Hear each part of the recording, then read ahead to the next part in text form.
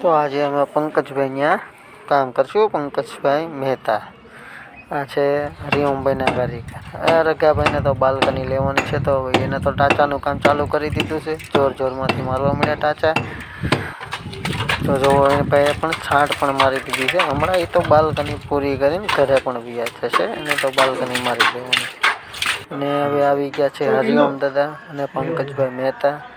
Drawing કરશે. Drawing કરીને ખીચી લીટા દોરશે. જવા હરિઓમ દાદાના કારીગર છે.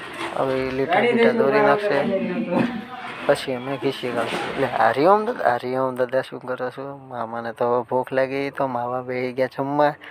ત્યાં કામ પૂરું છું ને હવે પોગી ગયા અમે થમભાઈને ત્યાં નાઇટ કામ કરવા. થમભાઈ તો માલ ખાપીને તૈયાર રાખવાના હતા.